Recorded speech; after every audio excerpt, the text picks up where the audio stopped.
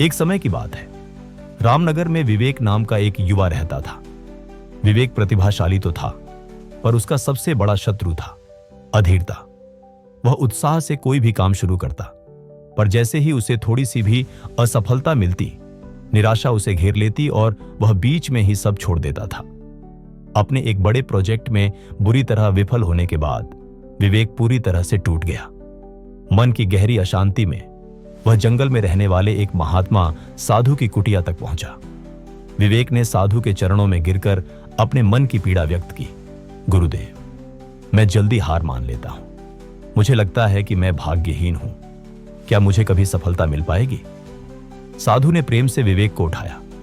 उनके चेहरे पर गहन शांति थी। उन्होंने कहा, पुत्र, निराशा को त्याग दो।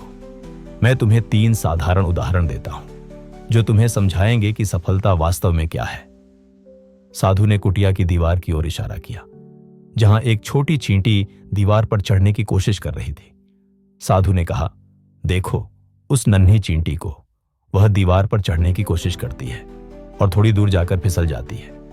वह फिर कोशिश करती है, थोड़ी ऊपर पहुंचती है और फिर गिर जाती है।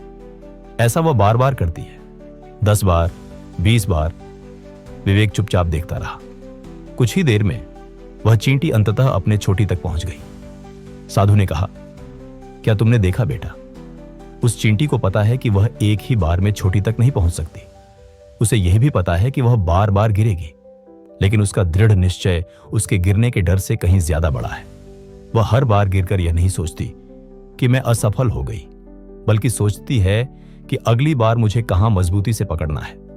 सफलता का पहला सबक यह है कि गिरने के बाद ही उठने का असली महत्व है। फिर साधु विवेक को एक झरने के पास ले गए, जहां पानी की बूंदें लगातार एक विशाल चट्टान पर गिर रही थी। चट्टान पर बूंदों के लगातार गिरने से एक छोटा सा गड्ढा बन गया था।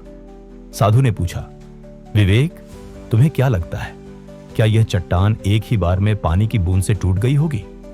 विवेक ने कहा, नहीं गुरुदेव, यह तो असंभव है। यह तो हजारों लाखों बार पानी की बूंदों के लगातार गिरने से हुआ होगा। साधु ने सिर हिलाया। बिल्कुल सही, पानी की एक बूंद अकेली बहुत कमजोर होती है, लेकिन जब वह निरंतरता के साथ बिना रुके बार बार एक ही जगह पर गिरती है, तो वह सबसे कठोर चट्टान को भी भेद देती है। इस उदाहरण से सीखो कि शक्ति या गति मायने नहीं रखती।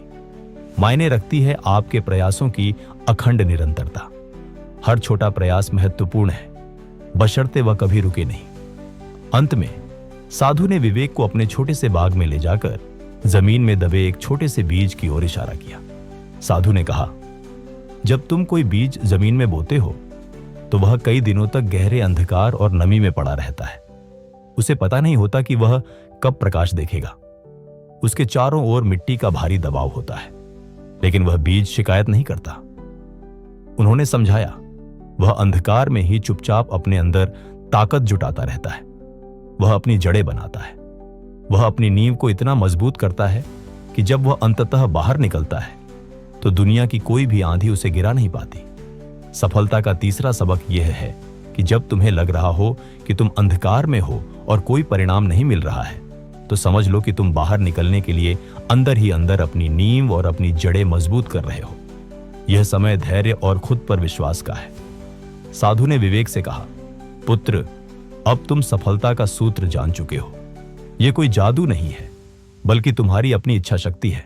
दोस्तों, सफलता कोई भाग्य या संयोग नहीं है, बल्कि यह दृढ़ संकल्प, निरंतर प्रयास और धैर्य का अटूट मेल है। किसी भी असफलता से घबराओ मत, बस रुकने से मना कर दो।